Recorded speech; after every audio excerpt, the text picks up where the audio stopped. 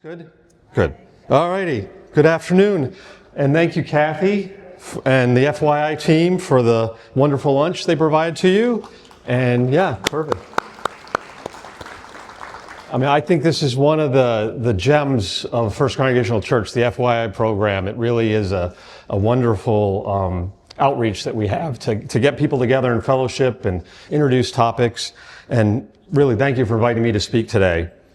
For those of you who don't know me, my name is Allen Wass. My wife Stephanie and I joined First Congregational Church in 1997. And I currently work in the finance office. And as many of you know, I also do stewardship here. So you'll be hearing from me soon. And I have the privilege of serving as the church's historian as well. Today we're going to walk through a remarkable chapter of our church story, a period of great challenge and transformation from the prosperity of the 1920s through the trials of the Great Depression and World War II. This isn't simply a story about economics or war. It's about people, really ordinary people of faith who through perseverance, generosity, and a belief in community ensured that our church not only survived, but thrived. Let's look at the timeline here. From the 1920s to the 1940s, the world was changing at a breathtaking pace. Following the end of World War I, the Roaring Twenties brought optimism and expansion, including ratification of the 19th Amendment guaranteeing women the right to vote. What followed was the stock market crash in 1929 and a decade of deep economic depression. By the early 1940s, the nation was drawn into global conflict, unlike anything the world had ever seen. These events shaped every community, including Hudson. But that's what we're really focused not on the national or even the local history. It's the story of how our church met these times with resilience, creativity, and steadfast faith. To start off with, though, let's look a little bit about what the population was like here in Hudson. Imagine the time. In the 1930s, Hudson wasn't yet the unified city we know today.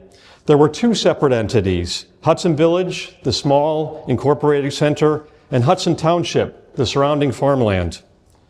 During the decade of the Depression, the township lost more than half its population, a staggering 53% decline.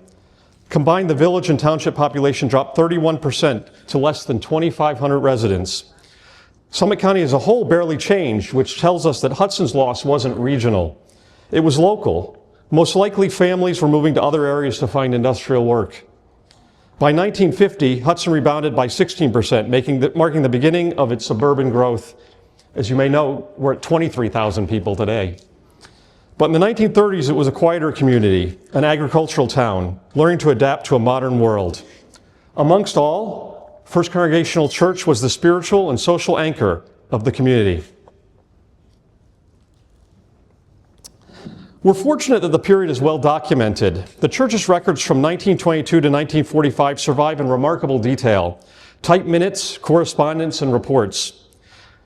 Since 1817, Hudson's Congregationalists had operated with two related organizations. The First Congregational Church overseeing worship and spiritual life, and the First Calvinistic Society managing finances and property. It was a practical separation of the spiritual and the temporal, and it operated for nearly 140 years. In the church record specifically, one name consistently appeared, Harlan Wood. He served as church clerk from 1922 until his death in 1945. His signature appears on every church meeting record across those decades. In fact, you can see it. You see it right here. So he was also a distinguished figure in Hudson, a graduate of Western Reserve Academy. He served as a Latin instructor before it closed, acting headmaster upon its reopening, and later dean. He also served as president of National Bank of Hudson. In many ways, Harlan Wood personified the steady faithfulness that carried the church through these turbulent decades. And just to further the point here, you can see this side over here is the Congregational Church's records, and over here I show an example of a front page of the Calvinistic Society, or they usually just call it the Society page. If we could step back to see Hudson at the start of the 20th century, we'd find a quiet town with dirt roads. Two early photographs of our church tell the story. The one on the left is a view from the parsonage at the time, which was directly across Aurora Street. If you went there now, there's a one-car garage sitting there where that opening is. Also, that picture shows the Pentagon building right here. And that was a 3-story commercial structure that was demolished in 1909 after years of neglect. The photo on the right looks down Aurora Street toward the center of town. And in both you can spot the chapel, which is a building right here. It's here and then it's over here. And we'll get back to the chapel in a little bit. But it stood at the back of the church. The Model T in the second photo reminds us that modern times were creeping in. And it was about to accelerate thanks to a visionary named James W. Ellsworth. James Ellsworth was born here in 1849 and joined the church at age 16. He left Hudson to make his fortune in the coal and railroad industries, then returned in 1907, determined to rebuild his hometown. At that time, Hudson had no paved streets, no water or sewer systems, and only sporadic electricity. Western Reserve College had relocated to Cleveland, leaving a neglected campus. The downtown was in decline. Ellsworth agreed to help, but with one moral condition: the town must revoke its liquor license. The council agreed, albeit briefly, and Ellsworth set to work transforming Hudson into what he called a new model town. He installed paved streets, electric lighting, water and sewer lines, telephone service, and tree-lined roads. He encouraged the red tile roofs that still give parts of Hudson its charm. He constructed the house next door to our church, which I show in this picture here, 53 Aurora Street, to be used as a parsonage in 1909. He built the iconic clock tower in 1912 and reopened the academy on the Western Reserve campus in 1916. Ellsworth was more than a benefactor. He was a man who saw civic improvement as an expression of moral duty. Ellsworth's partnership with First Congregational Church produced one of the most inspiring stories in our history. Paul Tees, shown here, was a deeply active member of the church, serving in numerous capacities. In 1916 and up until 1941, he began teaching a class of teenage boys called the Sentinels. He was passionate about keeping youth engaged in the life of the church. On November 2nd, 1922, Paul Tees and a few of his students visited James Ellsworth with a simple request: permission to practice basketball in the Academy Gymnasium. What happened next would change the future of the church. The very next day, Reverend Clarence Gee, our pastor at the time, received a letter from James Ellsworth acknowledging the young people's needs. Ellsworth wrote, "I will do everything in my power to assist in your accomplishment of that which would enhance and hold the interest of your young people." Reverend Gee seized the opportunity. He replied with a bold vision, not merely a gym, but a modern Sunday school building, complete with classrooms, a banquet hall, and space for recreation. The trustees, confident in the congregation's ability to raise $20,000, voted unanimously to proceed. By November 30th, Ellsworth had committed to fund half the cost, up to $25,000 of a potential $50,000 project. About a month later, at the annual meeting on December 14th, Reverend Gee, who served as the moderator at that time, presented the rough idea. It came as a surprise to many, but the congregation responded with enthusiasm. Mrs. Frank King immediately jumped up and pledged $1,000, and others followed, bringing the total to over $10,000 that night. The architect, J.W.C. Corbusier, a devoted church member, offered his firm's design services free of charge. Coincidentally, his firm specialized in designing churches, so that was really pretty convenient. In early 1923, formal fundraising began, and you can see the pledge card here, and the congregation raised $25,000, surpassing their initial estimate of $20,000. Impressed by this, Ellsworth increased his own gift, offering to cover costs between $25,000 and the final contract figure. And interestingly enough, you can see with this pledge card, you'll see the project was finished by early 1924, but they gave a lot of time afterwards to finish your pledge. So the congregation actually, in the end, took out a loan from a local bank to cover the time period. The construction bid came in at $69,631. So Reverend Gee shared the details in a letter addressed to Ellsworth on April 7th, and that's the letter here on the left. The reply was immediate 2 days later and enthusiastic, with Ellsworth committing to his share, exactly $44,631, kind of the way he worked. But very enthusiastic, was very excited that the congregation was able to get together and raise the part that they agreed to. Part of the project involved work on upgrading the sanctuary, so the last church service was held about a week later on April 15th, 1923. Worship was held in the Academy Chapel until the building was complete. And the wrecking of the old chapel, our chapel, began on April 18th. Ellsworth personally reviewed the blueprints and even noted, "When the southwest wind blows, the chimney will smoke. Make it higher." He was right, and the plans were changed. He even gifted additional land behind the church to accommodate the new building and still have room for coal delivery.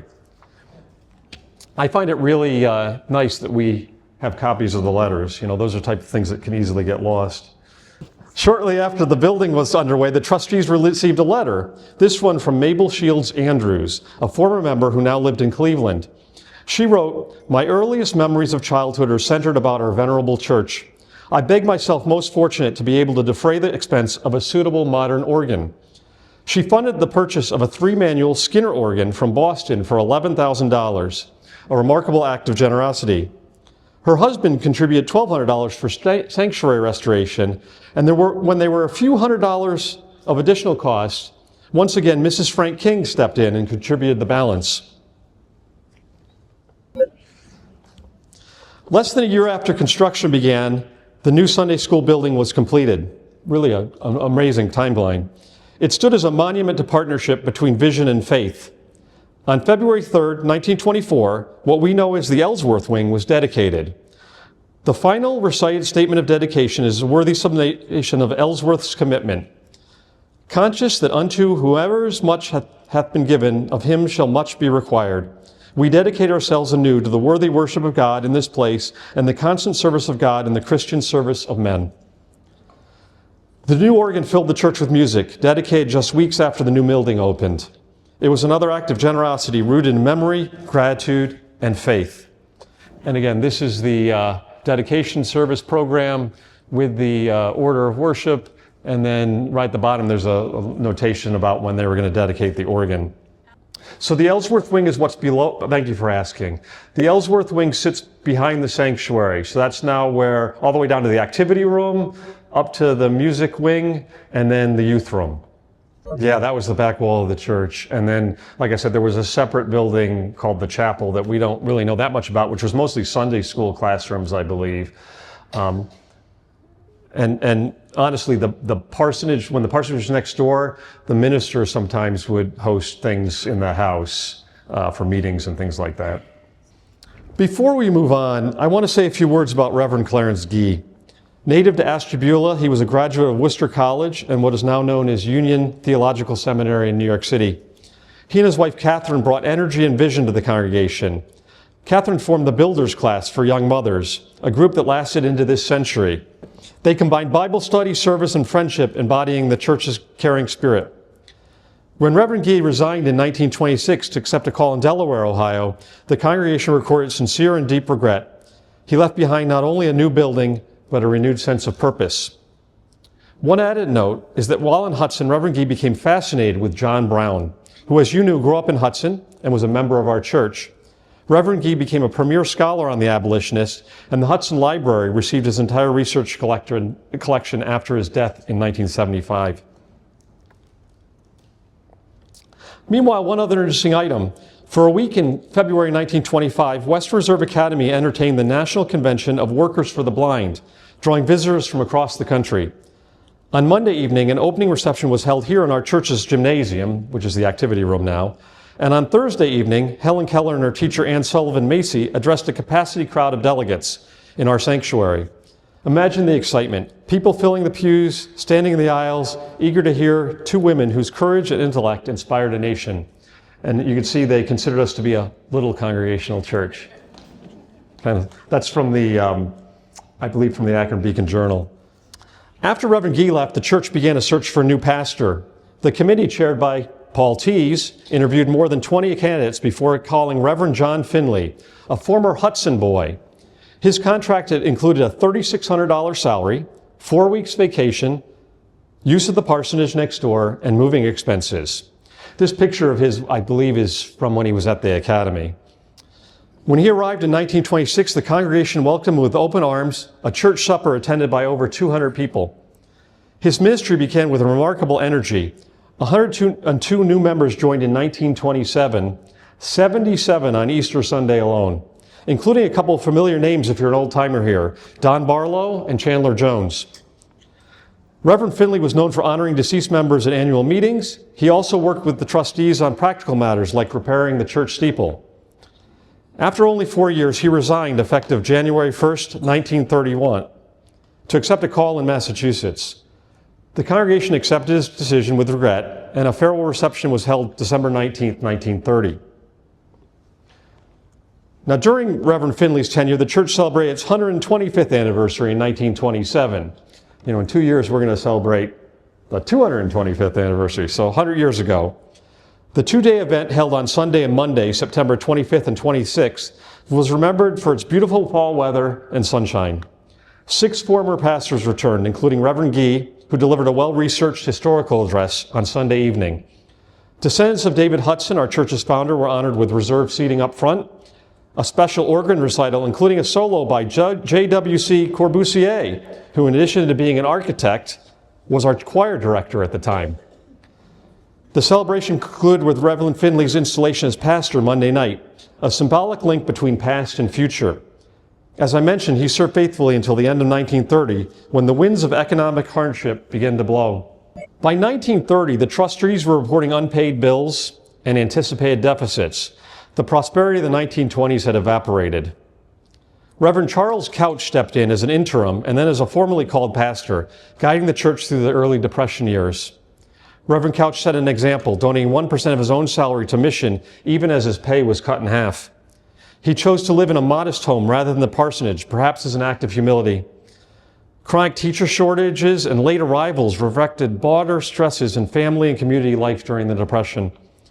The Women's Association became the financial backbone of the church, organizing dinners, sales, and programs to keep ministries alive. Poor health forced Reverend Couch's resignation, with this being his resignation letter I'm showing. Praising his kindly spirit, sincerity, and sense of duties is what the congregation did. Despite ill health and financial sacrifice, Reverend Couch kept the church on solid footing during national crisis, leaving a legacy of faithful resilience. By 1933, the worst year of the Depression, the church had paid all its bills and ended the year debt-free, though only $100 remained in the general fund. Notably, as of early 1934, they received only 32 of 145 pledge cards for $1,372.90, which is about half the actual pledge amount they ended up collecting that year. This is all really very interesting if you're into numbers and everything, but yeah, in here they talk about how they had done a lot of work to clear out their unpaid bills. And then over here you can see, here's the $100.52 in a general account. They had an organ fund, a parsonage fund, some unpaid things. So they really only felt like they had about $276. And then they did have some banknotes, which was good. And I won't necessarily go into the details of all that. But they valued the church at $85,000. They valued the parsonage at $20,000, the organ at $10,000, and then furniture at about $3,000. So they felt they had, a little north of $125,000 worth of value. And interesting enough, too, this Brian, he was a longtime treasurer of the church.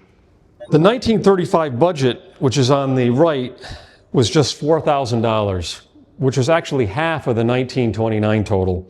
The pastor's salary was set at $1,200. If you remember, in 1929, Reverend Finley came at a $3,600 salary. Yet the work of the church continued. It's a remarkable story of careful stewardship and unwavering faith. Again, this one on the left here is the end of the year 1934. So they showed the balance, what they received back in pledges and everything. So in the end, they received $4,300 and spent $4,300. And again, down here's the $100.52. They actually came into 1933 with $244.99. And they have interesting things that maybe we don't worry about today, like coal at $347.55. Kind of interesting. By 1935, signs of renewal were appearing. The church entered a partnership with Western Reserve Academy. The pastor would teach part-time at the school, and the academy would contribute $1,000 towards the salary. You can see the letter on the left is actually from from us telling the Academy or reminding them this is what we're thinking about, and then the one on the right is from the Academy suggesting the $1,000 and that whoever the minister is would teach something at the Academy, something appropriate. And it's signed by the headmaster Hayden at the time, which, as many of you may know, Hayden Hall's the one that's at the corner next to the old parsonage. So he was a pretty significant figure in Western Reserve Academy's history. The innovative arrangement brought Reverend Burns. We ended up paying him $1,500 and the Academy paid $1,000. He was a Colgate and Union Theological Seminary graduate, Phi Beta Kappa, and gifted preacher. The pastoral committee carefully considered as many as 40 candidates before unanimously selecting Reverend Burns, showing the church's commitment to finding the right leader. Under his guidance, membership rose from 385 to 421 within 2 years. Sunday school enrollment grew from 158 all the way to 255. He created new adult programs and revitalized the church's educational outreach missions. The congregation even took a civic stand, unanimously opposing liquor license in Hudson, echoing Ellsworth's vision of Hudson as a place of integrity. Faith and community were deeply intertwined. Then December 7th, 1941, Pearl Harbor. In 1942, Reverend Burns requested leave to serve as an Army chaplain. He was granted a commission and served in the South Pacific, where he earned the Bronze Star for his ministry to soldiers. While he was away, Dr. Charles Kepner served as interim pastor, guiding the church through wartime. The war touched every aspect of life. Many citizens left Hudson for service or defense work. The choir director, Glenn King, enlisted, and the organist resigned due to gas rationing.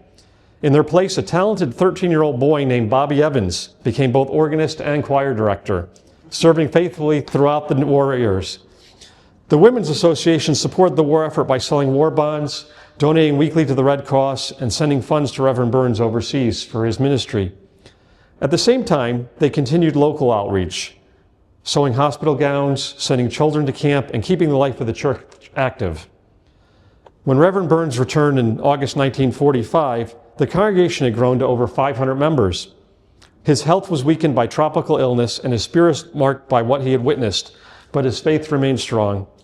Eventually, he accepted a call to a smaller church in Texas for health reasons, leaving behind a legacy of service, sacrifice, and strength. On July 2nd, 1944, the honor roll that I show here was unveiled, naming all those from the church and Sunday school who were serving in the armed forces.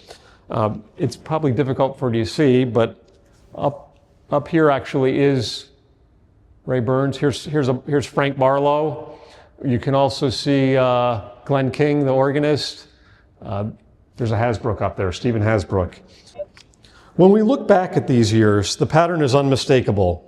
From the building of the Ellsworth Wing, to the struggles of the Depression, to the sacrifices of wartime, the people of First Congregational Church lived their faith with courage and conviction. They built, they shared, they served. The resilience was not temporary. It became part of who we are. From those who worshiped in 1802 in a log cabin, to those who dedicated a Sunday school building in 1924, to those who prayed through World War II, the same spirit endures. It's our inheritance. As we approach our 225th anniversary in 2 years, we're called to live that same legacy of faithfulness in our time. This recent photo of our congregation gathered for World Communion Sunday is in many ways a mirror of those earlier generations. The same sanctuary, the same light streaming through the windows, the same fellowship of believers committed to serving God and community. Our 225th anniversary theme captures it perfectly, honoring the past, building the future. It reminds us that we are stewards of a story still unfolding, a story of faith, connection, and resilience. Thank you.